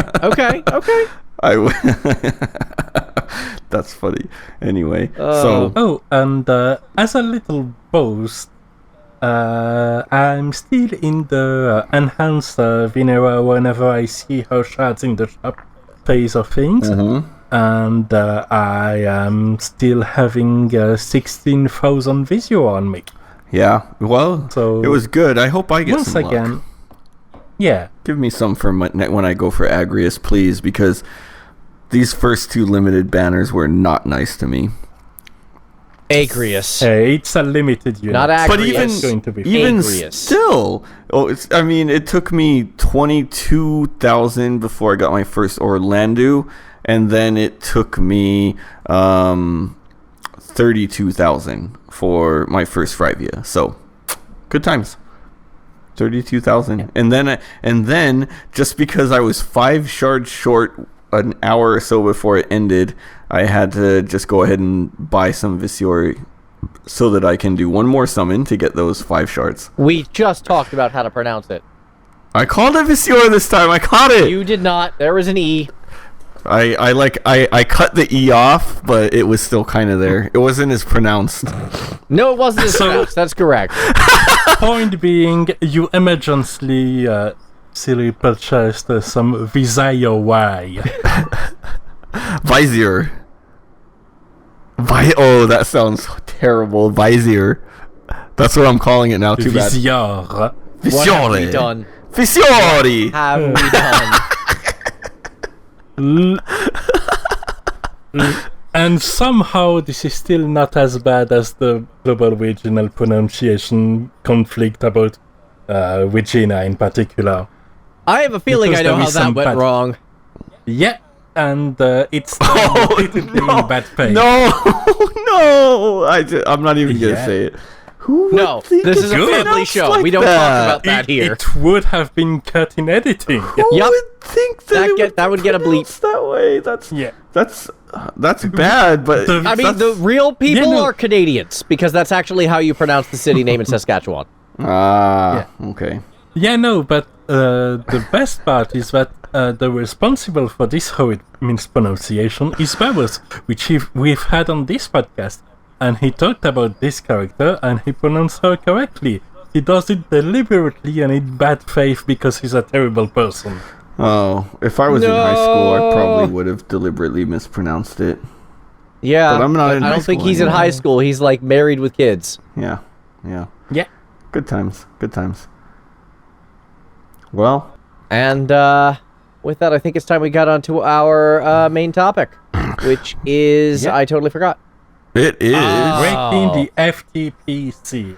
So, I guess stories about when we stopped being free to play on stuff. right. I don't know for you guys if it was like immediately.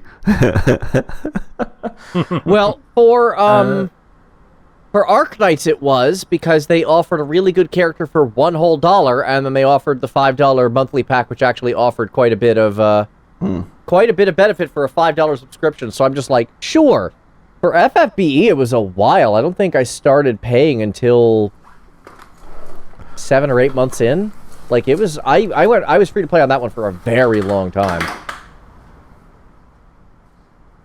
And usually that's kind of my way of doing things, unless except when I was in crazy mode. Like when I was playing Valkyrie and I totally lost my mind. Like I was paying in way too early and way too hard. Right. But usually what I try to do is I wait a while to see if a game is not only good to start but stays consistently good, and if I want to support the developers after that. That's what I try to do. It doesn't always succeed. Obviously, I have a bit of a problem with that. I try to have to keep under wraps, but... Yeah, same. I've never really paid anything in a game on the first month besides Valkyrie Anatomia because I know I wanted to support anything Valkyrie profile related from the get-go. Yeah. Yeah. And that they've managed to even erode that kind of goodwill. Wait, isn't it officially shutting down? It's dying, yeah. It'll be dead in about a month. Yeah. Yeah. Which I think you guys predicted pretty early in its release. Yeah, I knew out of the gate this thing wasn't long for the world. It somehow lasted longer than Star Ocean, which I'm still kind of absolutely flummoxed about, but... Yeah, that one was interesting. But Gathering of Gachas lasted longer than Valkyrie Anatomia at this point. That is so true. Yeah. Wow, we lasted longer. Boom. Yeah. Take that. So where are sponsors at now? Dang it. Face. Oh. Now, thinking back, my first gacha was, I believe, Terror Battle, and I never spent anything on that. I think I may have purchased a couple of packs in, Record Keeper. Probably stayed pretty low to the ground. Record Keeper. The two game beside Valkyrie Anatomia, I remember really spending in the double digits. FFBE. Right. And I think I've made a couple of purchases for Fire Emblem Heroes because I really like the gameplay. Ah, nice. That's one I haven't played. Are you generally a Fire Emblem fan, Rana? Yeah. Okay. Yeah, played them since the first one on the GBA that was ported to our shores, and I've played some even before that, and pretty much all of them after. Okay. I don't get it. But hey, I'm glad you found something you like. I just don't get the series. I don't get the not the potential. What's the word I'm looking for?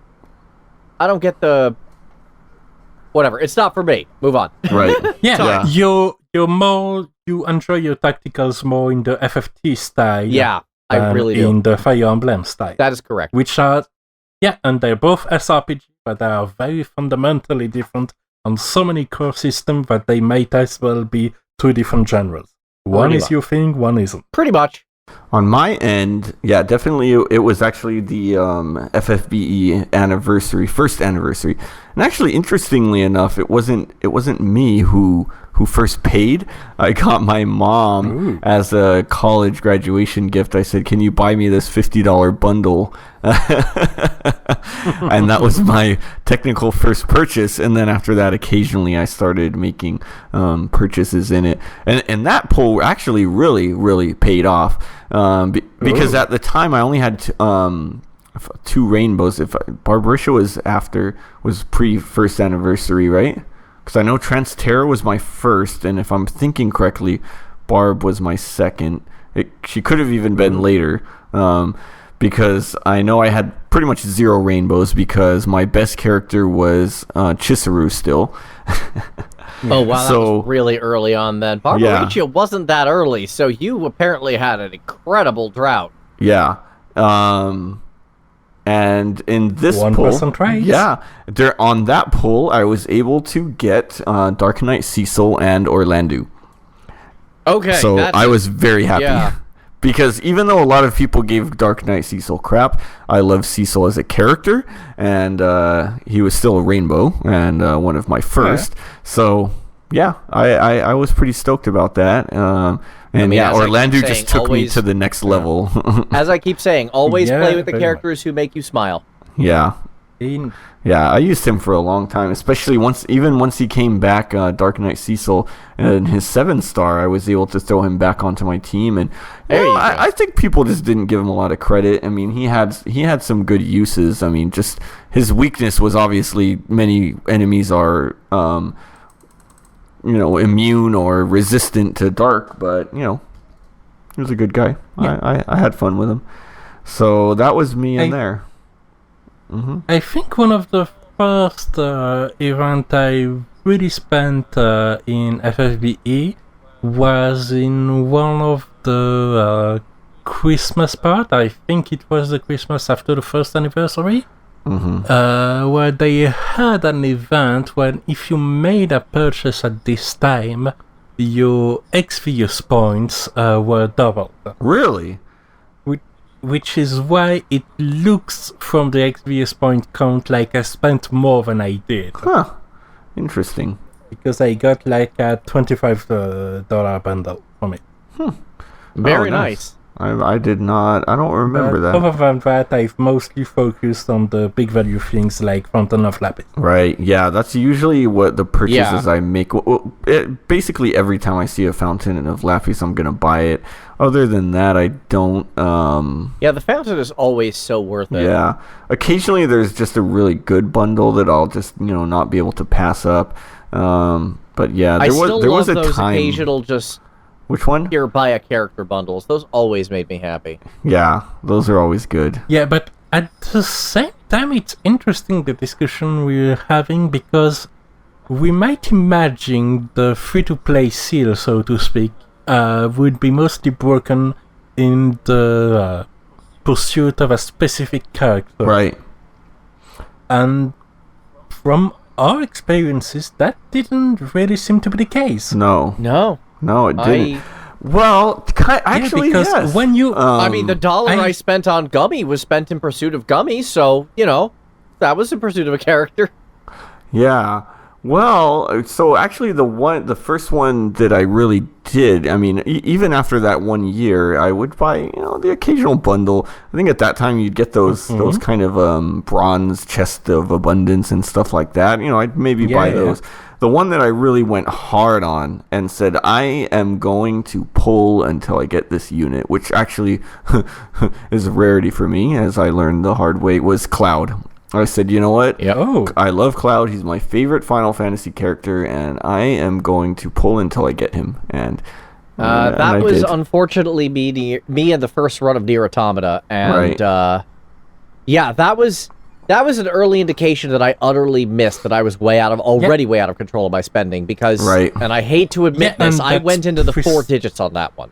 Oh. And that's precisely why I try to avoid these kind of situations, personally. Yeah. I really wanted Dark Dragon Dark Fina Dark on this banner, but I am not spending anything to refuel my lapis because that is a recipe for disaster and I don't want to stick a finger in. Exactly. I have to accept that sometimes I don't get the unit I want. Right. Yeah. Or else that's going to be a problem. Right. Yeah, and sometimes you kind of it's the way the luck works, because sometimes you get it with nothing, like me now with Dark Fiend. I'm like, well, that could happen on this one. Yeah. That next pull could be it. Yeah, exactly. But then the next pull can literally be nothing. Yep. Yeah, and that's also kind of like just anticipation works. I'd much rather build the resources in a free-to-play manner and then have these big attempts. Right. Because this way it feels more like less like it can spin out of control. Right. You've been at it for months, so you know the value of what you've done. Right. And if that value is not enough, it doesn't sit right that this value can be complemented by by throwing money at your screen. Yeah. And just to say, this is, again, at the risk of once again gushing about Arknights, there is something important that I need to say. The way the game is designed, and I thank the stars for this, and it's the reason I'm able to stick with it. It is not a game... You mean the Yo stars for it? Oh my god. Anyway, it doesn't encourage that kind of hard spending on banners. Right. The way it's designed, you are and I mentioned this a little bit earlier, kind of in passing, but you are designed to pull until you reach your first bonus, which is within 10, and then stop. Right. And then only the super whales go absolutely ham on banners. Right. Yeah. The whole game is designed around this concept of going and then stopping. Do not pull beyond this point. You can if you really want to, but there isn't really much benefit in it. Yeah, there's heavy diminishing returns after a point. Right. Which does set a spending pace. Correct. But not really go for the hard influxes right away. Exactly. I'm interested in that in the long term, to see if they can, show that it's a viable business model, because I think as we've talked about before when I was on here a lot, and the criticism of the gacha model is just, loud. Exelian says in the chat, I suppose they would rather keep you spending low mid steadily rather than spending rampage on and then abandon the game. Yes, exactly. And then the other thing is, you know what business this works for? Literal casinos. Yep. And the other trick with that is, like I mentioned this before, their primary income isn't even going to be banners. Their primary income is going to be the costumes. Yeah. Which you don't actually have to roll for. You want to buy a costume, you just buy the frickin' costume. Right. Yeah. And that's the only thing in the city I've ever spent on was their costumes.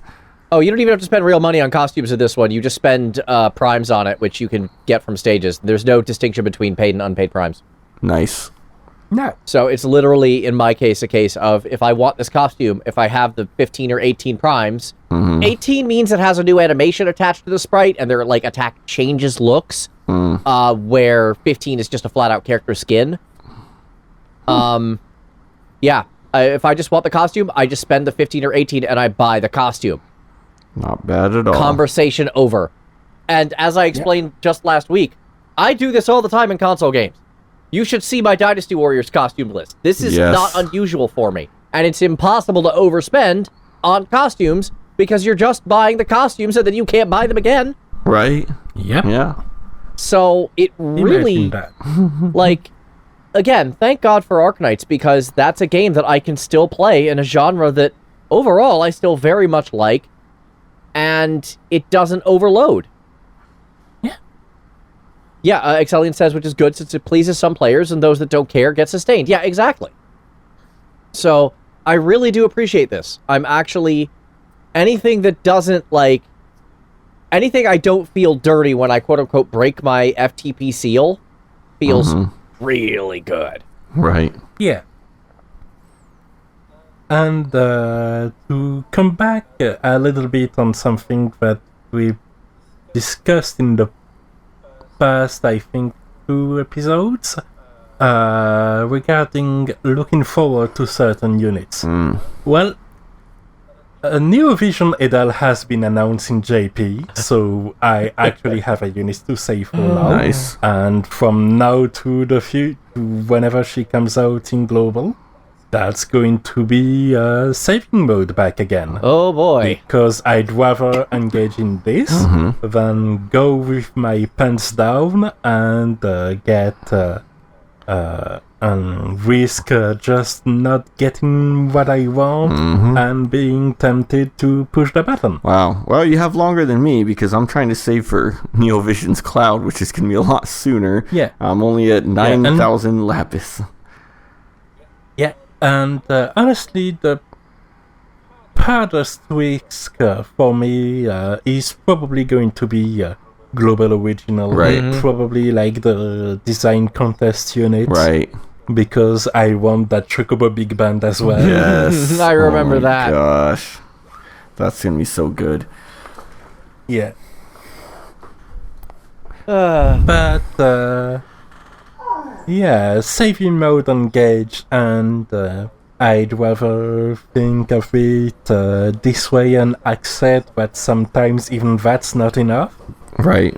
Instead of just going full ham on an income that, quite frankly, isn't high enough to support its sort of pursuit. Definitely. Yeah. And even when you get the unit, you're like, okay, I got it, but what did it cost? At what cost? Yeah. Yeah. Never try to feel like that. Don't make my mistakes, folks. If you're going to pay in, be educated and know what you're buying. Yeah. Yeah. Sounds good to me. And I think unless there is something more to add to this, that is all the time we have for this week. Thank you guys so much. Solid conclusion. Yeah. Yep. Thanks for having me back. Welcome back. Anytime. Please come back more if you can. I know you're like super busy. Please come back more if you can. We'd always love to have you around. You're an original here. I will do my best. It's been a pleasure. Welcome back. Thank you guys so much for tuning in. We will be back next time with more of the games you love to hate. Have a good one, y'all. All right. See ya. No! I held back, too. I wanted to do it. I held back for Galen, but Rana threw it in anyway. Yes. Yes. Bye.